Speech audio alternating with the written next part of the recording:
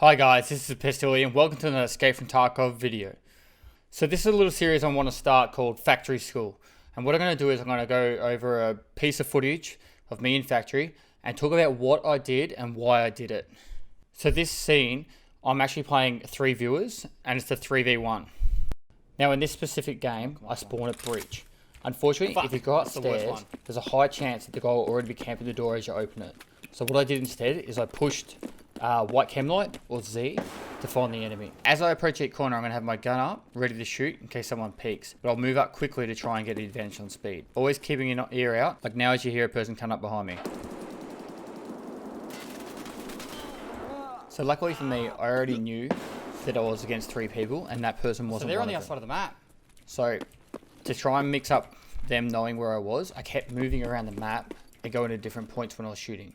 So shooting down the bottom of the map made people understand that I was down in the tunnels and I needed to move from there. So therefore I ran back up, went all the way around the windows and try and keep them guessing where I could possibly be. Because if they got in positions up on the rafters to shoot me down as I come out of tunnels, I'd be dead, and that's not what I want. So each time I move around the map, I'm always trying to get to a point where I've got a good escape as well as cover while I can shoot.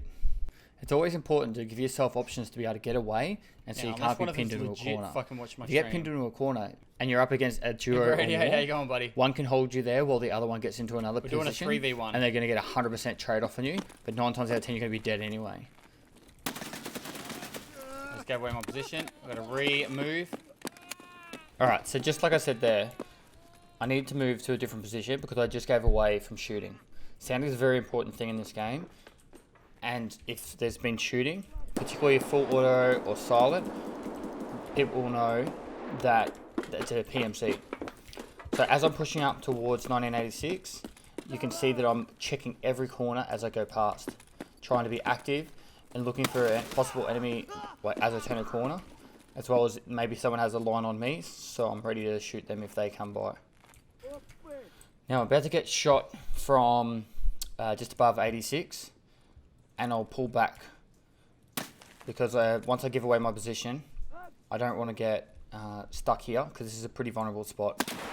But the advantage of actually being shot here is people think I'm there.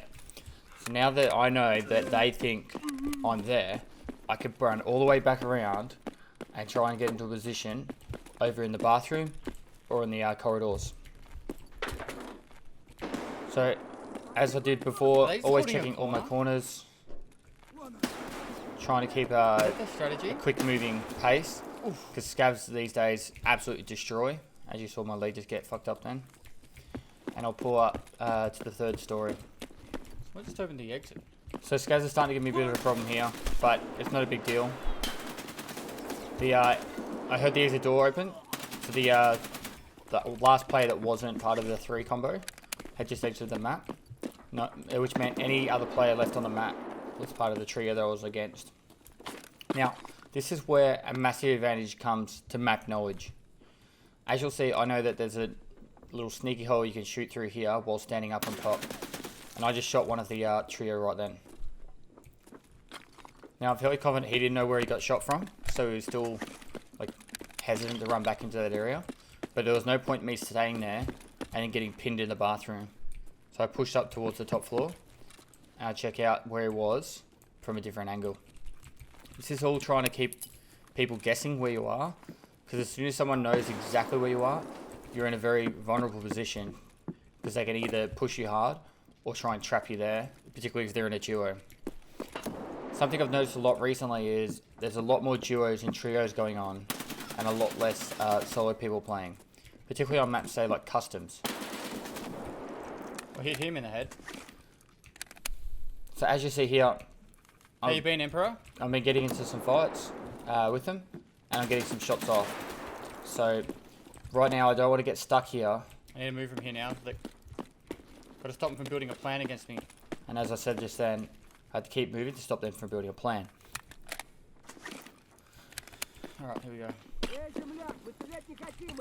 So you want to try and keep people always guessing. So opening a door, make them look in a specific spot. So using map knowledge here, you can try and get the advantage on someone, as he would think I'd be at the bottom of that instead of at the top. clearly, as you can see, they thought I was at the bottom because they threw a nade there. So I might take this lull right now just to quickly explain a little bit about loadouts. Gear isn't everything in this game.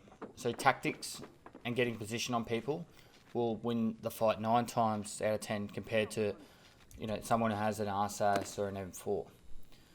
Once they fix the netcoding on this game, and particularly after point 8 is deployed next week, you're going to find that shooting people in the head will drop them really quickly. And so it doesn't really matter what gun you have. If you've got a penetrating round and they've got a helmet on, 1 to 2 bullets and they're going to be dropping every time. So just as I went past that door entrance then, I got shot in the chest by an SV98. Now I wasn't totally sure if it was a shotgun or a sniper, but I still wanted to be a little bit cautious about what I was doing. So he just leaked me again then. And this shows exactly how underpowered an SV98 is. After point 8, there's going to be a massive change to that. They're going to increase the penetration of a lot of the SV98 rounds. But also the RSAS rounds are going to be a lot more powerful round. They're going to be the most powerful rounds in the game. So now that I know I've picked one off, I'm going to be playing a lot more aggressive to try and get the next one down. And then move into the final kill. So little did I know that they actually did a blue on blue and killed each other.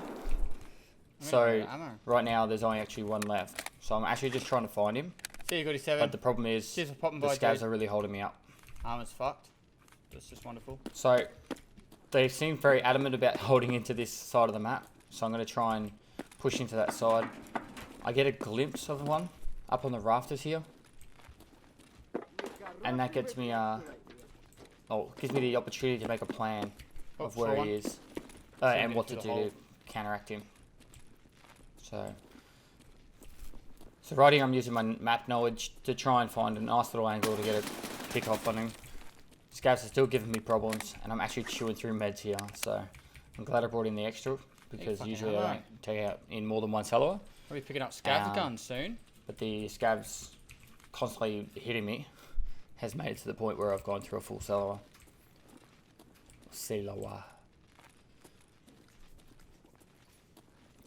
So I didn't hear him move towards the corridor, so I knew he had to be still in that area. So my guess was he was in that hut or around that area. That's why I pushed forward. Why he didn't push me over the top.